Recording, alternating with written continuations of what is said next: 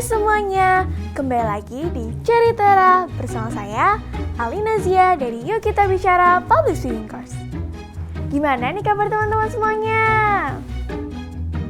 Semoga semuanya baik ya.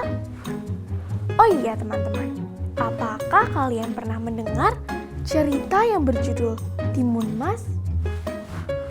Belum pernah ya? Nah, di sini Kak Zia akan menceritakan tentang sebuah dongeng yang berjudul Keberanian Timun Mas. Sudah siap mendengarkan belum nih? Ini dia ceritanya. Di suatu desa, hiduplah seorang wanita tua sebatang kara bernama Mbok Srini. Ia sangat ingin memiliki seorang anak, namun belum juga dikaruniai oleh Tuhan. Ia selalu berdoa sepanjang hari. Hingga suatu ketika, ada seorang raksasa besar yang lewat dan mendengar doa Mbok Srini. Raksasa itu pun mengetuk pintu rumah Mbok Srini. Saat Mbok Srini buka pintu, betapa kagetnya ia saat ada seorang raksasa besar yang berdiri di depan pintu rumahnya. "Siapa kau? Mau apa kau kemari?" "Aku Buto Ijo.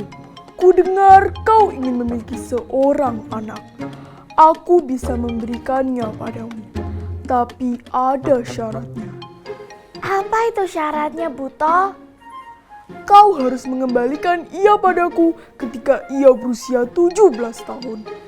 "Baiklah, Buto."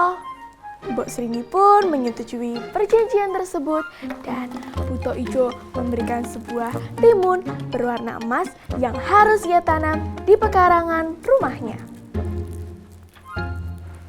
Suatu ketika, saat Mbok Srini sedang menyiram tanaman, timun tersebut terbelah dan terdapat seorang bayi di dalamnya.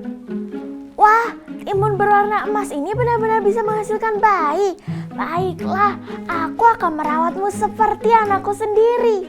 Mbok Srini pun merawat bayi tersebut dengan penuh kasih sayang dan menamainya Timun Mas.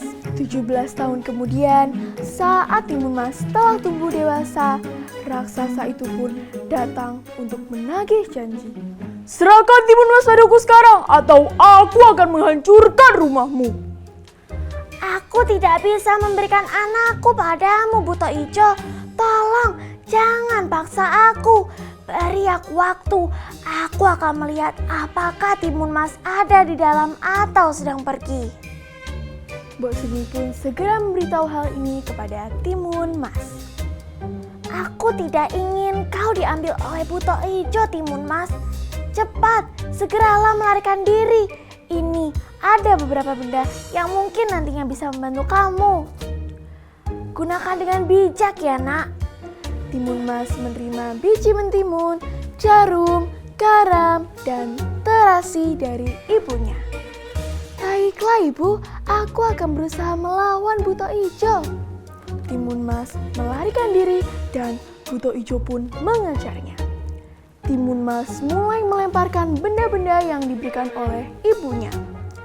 Yang pertama, ia melemparkan biji mentimun yang langsung berubah menjadi hutan berduri yang membuat Buto Ijo kesulitan melewatinya. "Aduh, aku terjebak dalam duri ini."